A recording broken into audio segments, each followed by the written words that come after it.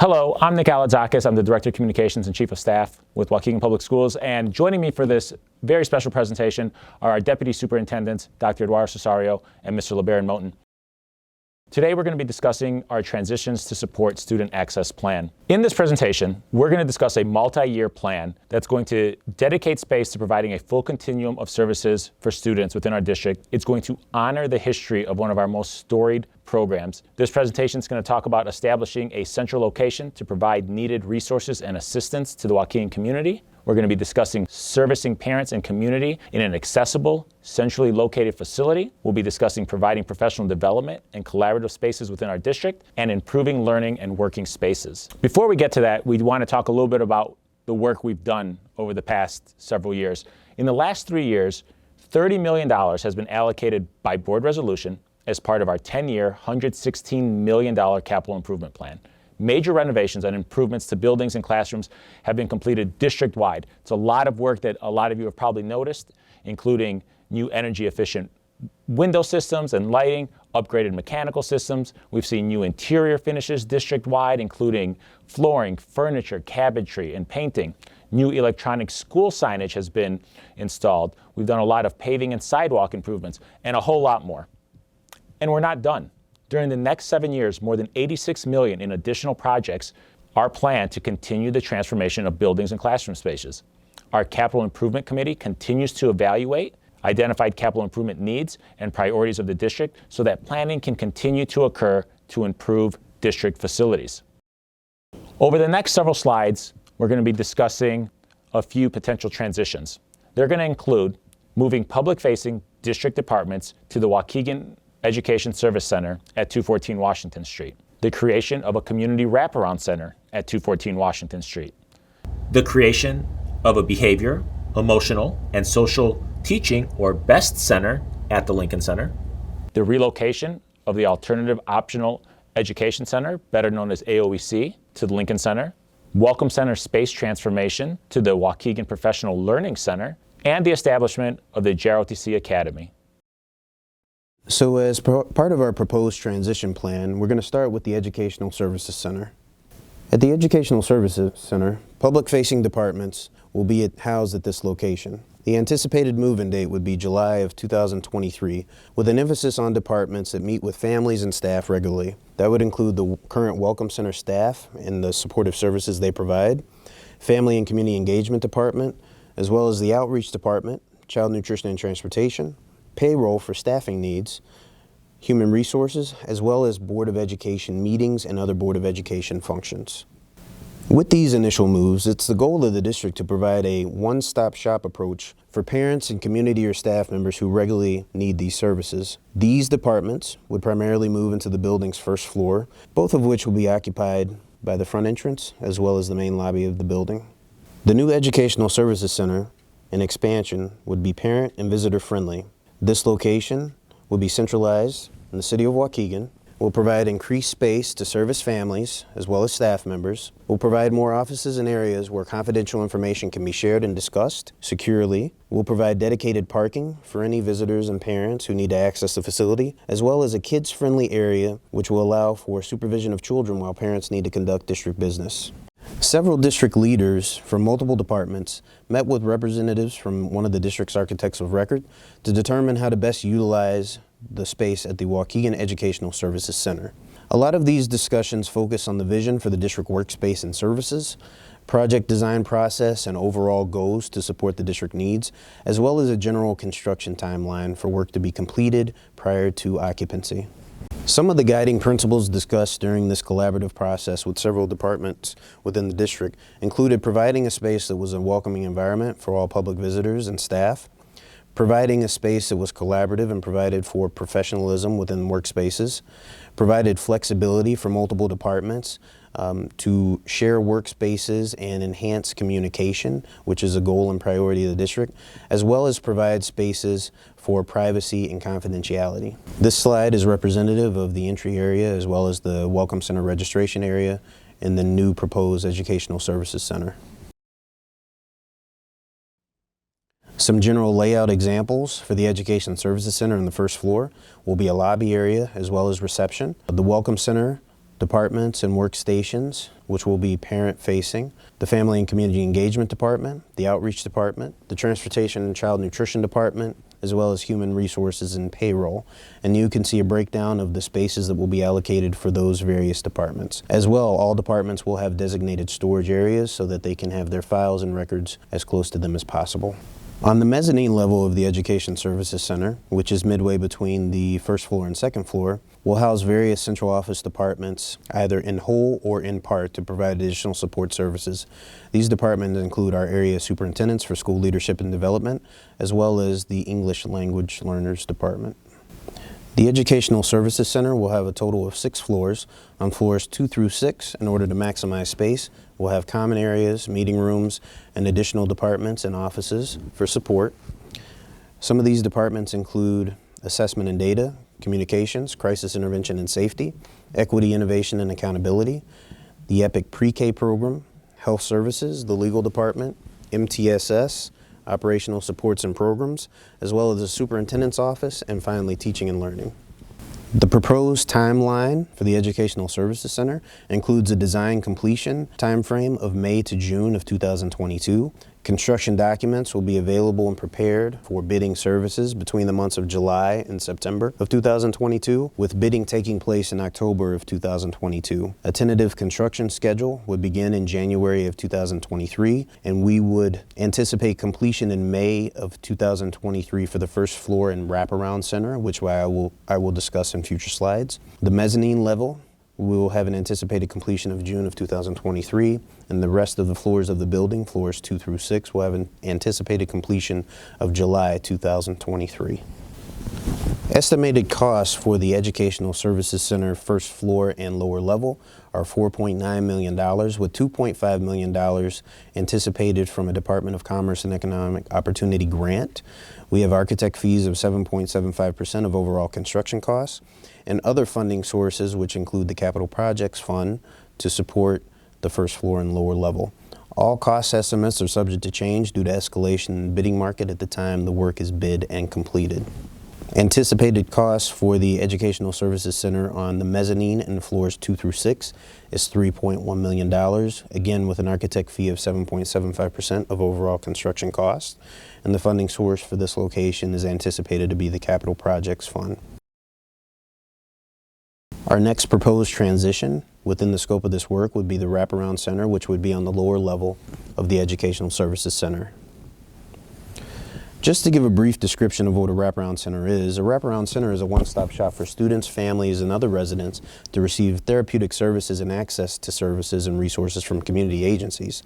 The wraparound center will be open to all Waukegan families, regardless of whether they have students attending Waukegan Public Schools, and will connect families to services that help meet their basic needs. Some of the potential services that will be housed in the wraparound center will be as follows: juvenile justice advocates, social emotional learning services, clothing and/or a food pantry, attorney services, mental health supports, substance abuse counseling, and housing services. Again, these are some potential services, but this is not all inclusive of what will be available at the wraparound center. For funding considerations, we are happy to announce that the state of Illinois has appropriated funding for capital improvements to create this wraparound center space for the city of Waukegan. The Department of Commerce and Economic Opportunity has provided up to $2.5 million for capital improvements to construct this space, and the Illinois Criminal Justice Information Authority has also approved annual cost of up to $800,000 to support annual spending operating expenses for all the services that will be housed at the wraparound center. Finally, we want to thank State Representative Rita Mayfield for her continued advocacy for the City of Waukegan as well as Waukegan Public Schools. She has provided great assistance in securing some of these funding sources for this wraparound center. Some potential planning and design that has occurred regarding the wraparound center is as follows. This would be in the lower level of the Educational Services Center, which is accessible from the main lobby. The hours of operation would be flexible to include weekday evenings and weekends based on the service provider's schedule and availability. The wraparound center would include a reception area as well as up to 10 office suites for various service providers to use to meet with community members, parents, and staff. Collaboration and eating areas, general storage areas, as well as on the lower level, we want to ensure that we have secured storage and filing for general district use in our Human Resources Department, which will be on the first floor. This is a basic concept rendering to give a visual idea of what the potential reception area could be at the Waukegan Wraparound Center. The estimated cost for the Wraparound Center, as mentioned earlier, per the Department of Commerce and Economic Opportunity grant, is $2.5 million, with architect fees of 7.75% of overall construction costs. There also will be a potential opportunity to supplement these costs with the Capital Projects Fund from the district. In this next section, I'm going to discuss the proposed establishment of the BEST Center. So BEST is an acronym that stands for Behavior, Emotional, and Social Teaching. This program is for students with IEPs and behavioral intervention plans. Establishing this program in a dedicated location allows for us to expand on the services that we're already providing teachers, students, and parents. It will also allow us to provide a full continuum of services within our district. The BEST Center campus will also provide more intense support for social and emotional learning and for students presenting consistent patterns of aggressive and dangerous behavior, or students whose needs exceed resources in their neighborhood homeschool. We anticipate serving approximately 50 students in 6 to 8 classrooms. We would also house therapy rooms and offices for social workers, psychologists, and counselors. There would be a suite of administrative offices, staff rooms, health office conference room, library media center, and storage. Having the BEST Center located in a former school building will also allow for a gym and cafeteria along with a stage. Additional BEST campus program benefits include the ability for the district to serve our students in district. Once again, the ability to provide a full continuum of services for our diverse learner students in WPS 60. Core instruction occurs within WPS 60 with our comprehensive curriculum. It ensures academic integrity. We maintain links to the community, provides opportunities for our students to participate in extracurricular activities, better access and participation for our parents, and provides additional access to community resources and services. Transportation time would also be greatly reduced. Probably one of the greatest benefits of having the BEST campus located within Waukegan Public Schools is the ability for our own IEP teams to make decisions regarding the return to or transition back to home schools. These are professionals who are more familiar with the students from Waukegan and have greater access to their own colleagues working within the Diverse Learners Department. The proposed timeline for the BEST Center includes design completion period starting in August 2022 through March of 2023. And bidding would then begin in April of 2023 and continue through June of 2023, with construction commencing in September of 2023 and continuing through July 2024, which would allow for students to begin the 2024-2025 school year in the BEST Center. Funding for the BEST Center will be dependent on space considerations. We know that architects' fees are 7.75% of the overall project costs, and the funding sources for this will be Capital Projects Fund and IDEA. The BEST Center will require 26 additional full-time employees for staffing purposes at an estimated cost of $1,550,000 to be funded by the IDEA and local funds. We are planning to have some staff in the Diverse Learners Department stay at the location to support the BEST program, but these additional staff members will be needed to provide direct support for these students. AOEC transition to Lincoln Center. We will be able to maximize the use of space within the district. The transition will provide for greater access to more services for students and staff members. Students will have access to a wider range of programming options that were previously limited by space. Relocation funding will be determined by architectural fee of 7.75%, construction costs, and again, will be based on space considerations. The funding source for the relocation will come from the Capital Projects Fund. Waukegan Professional Learning Center. The Waukegan Professional Learning Center will be located in offices that are vacated at the Welcome Center. As the Welcome Center transitions into a new location, this will provide opportunities for staff members to access classrooms, collaborative spaces for professional development, staff trainings, parent workshops, and community meetings. We may have select district staff members located there, such as the Office of Teacher Advocacy and the Coordinator of Professional Development. The gymnasium would become a multi-purpose room that can be used by community groups after hours. Funding for the Professional Learning Center, again, will be based on space considerations and a combination of architectural fee of 7.75% and capital improvement costs. The funding source will come from the Capital Projects Fund. JROTC Academy. JROTC will have a hub located in the current AOEC site that will serve JROTC students from both Brookside and Washington campuses. This will provide opportunity for JROTC students to have dedicated space for team drills and much needed office space for JROTC staff. It also provides opportunities for JROTC students to collaborate and mentor other cadets while preserving and expanding opportunities within the general education population. JROTC Academy funding will be based on space and programmatic considerations, a combination of architectural fees at 7.75% of the overall project cost, and capital improvement costs. Funding source will come from the Capital Projects Fund. We also wanted to discuss some potential property considerations.